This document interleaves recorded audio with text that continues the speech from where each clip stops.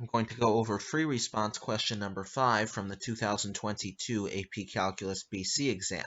So we're told that figures 1 and 2, shown above, but for the sake of space on the screen, I only have figure 1 up here right now. I'll bring up figure 2 when we need it.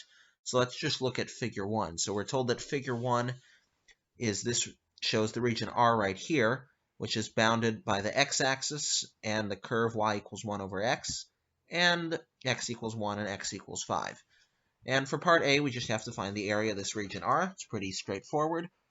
We just have to find the area under the curve, which of course we'll do in an integral. So this is going to be the integral from 1 to 5 of this function, which is 1 over x dx. And we can just work this out really quickly. We'll find an antiderivative. An antiderivative of 1 over x is natural log of x. I don't need to put down an absolute value right here because x is going from 1 to 5, so x will be positive. And we just have to evaluate this antiderivative from 1 to 5. So first we'll plug in 5, we get natural log of 5, subtract, and then we'll plug in 1, get natural log of 1. And we're already done with part A. And the truth is natural log of 1 is 0, so if you don't want to write that down, you don't have to, but I'll just leave it like this and we'll move on to part B. So for part B, we're told that this region R is the base of a solid whose cross sections are given by this function right here, x times e to the x over 5. And we have to find the volume of all of the solid. So to do that, we just have to add up all those cross sections. So how do we add things up in calculus? We use an integral. So we're going to integrate from 1 to 5. So in other words, we're adding up all these cross sections from 1 to 5 because that's the region we care about right here. And this is going to be the integral of x times e to the x over 5 dx. And now to work this integral out, we have to use integration by parts. So we'll have a u and a dv. And so for the u, I'm going to choose x, and dv will be the rest of it, which is e to the x over 5 dx. So now we have the integral of u dv, and we know that the integral of u dv is equal to uv minus the integral of v du. That's the integration by parts formula. So I have to get the du and I have to get the v. So, well, if u equals x, it tells me that du is the same as dx. And over here, to get v, I can integrate both sides, get v equals, and then to integrate e to the x over 5, I will keep that part the same, but then we have to do the reverse chain rule because we're integrating. The derivative up here is 1/5, so we have to divide by 1/5. In other words, multiply by 5. So if you differentiate this, you will get that. And, you know, I could put down a plus c, but all I need is one antiderivative that will work, so I'll just use this one. All right, so this integral right here, the integral of u dv, is going to be equal to uv. So u is x and v is 5e to the x over 5. So uv will be 5x e to the x over 5. And then minus the integral of v du. So we have 5e to the x over 5. That's my v. And then the du is also the dx. Now don't forget that this original integral was a definite integral going from 1 to 5. So that means that this is the first part of the answer. I have to plug in 1 to 5 for this. And my new integral right here will also be going from 1 to 5. All right, the first part, I will just leave it as how it is right now. 5, and then we have the x e to the x over 5 going from 1 to 5 minus, and then let's work this out. So integrating e to the x over 5, well, we did it right here. It's going to be 5e to the x over 5. But then we still have to multiply by this 5 right here. So we're going to end up with 25e to the x over 5. And this part is also going to be going from 1 to 5. Now we just have to work this out.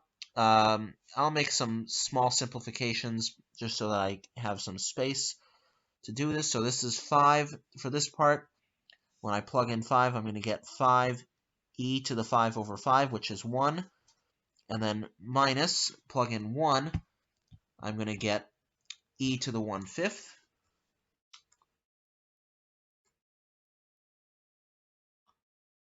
All right, that's the first term. Then I have to subtract 25.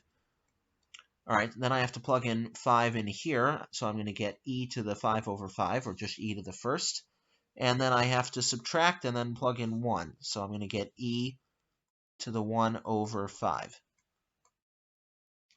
And this right here is the answer to part B. This is the volume of that solid. They didn't give us any units, so we don't have to put any units down, and we'll move on to part C. So for part C, we have to look at figure 2, so I have that up on the screen now. We have W being the unbounded region between the curve y equals 1/x squared, the x-axis, and x equals 3. So this region, it goes on forever. It's unbounded. We have to find the volume of the solid that we get when we revolve this region about the x-axis. So to do that, we're going to have the pi r squared. But if you write down r, I don't know, perhaps the reader will be upset that you don't define what r is in advance. Since they use y, perhaps I'll just put down y instead of r. Because this function that we have for y is going to be the r. And then we have to integrate this with respect to x. And the integral is going to be going from 3 to infinity. You can see by the picture here, 3 to infinity, because this region goes on forever. All right, so I have to rewrite this integral using a limit now. So this is going to be the limit. I'm going to use b goes to infinity. And then we have the integral from 3 to b.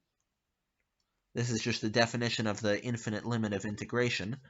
Then we have the pi. That's a constant multiple. I can take that outside the integral, and in fact, I can take it all the way out in front of the limit. So we'll have the pi all the way in the front. And then we have the y. Y is 1/x squared, also known as x to the negative 2 power. And then we have to square the y. So we square x to the negative 2, we get x to the negative 4. And then we have the dx like this. So this is going to be equal to pi limit as b goes to infinity. All right, so we have to find an antiderivative. Antiderivative x to the negative 4, we add 1 to the power, we get at negative 3, so we have x to the negative 3. But then we have to divide by the new power, divide by negative 3, so multiply by negative 1/3. And then we have to plug into here, x going from 3 to b. All right, so we'll go ahead and do that. But first, you'll see we have the constant multiple now of negative 1/3. I can take that outside of the limit, and it will join the pi over there. So we'll have the negative pi over 3 in the front, and then we have the limit as b goes to infinity. All right, first plug in b. We'll have b to the negative 3rd, and I will write that as 1/b cubed. And then we have to subtract. Plug in 3, we have 3 to the negative 3. I'll just leave that as how it is. And now let's just work this out. As b goes to infinity, 1/infinity goes to 0. So this part right here is 0. So we have negative pi over 3 times 0 minus 3 to the negative 3. And this one I actually am going to simplify. On the test, you don't have to, but because it's negative times negative, I do want to show that this is positive. Pi over, and 3 to the negative 3 is 1/27. Multiply it with this 3, you get 81. All right, so this is our volume. I think this is similar to what they call the Gabriel's horn. It has infinite surface area, right? But it has a finite volume. So you can look up Painter's paradox with Gabriel's horn. Anyway, that's it.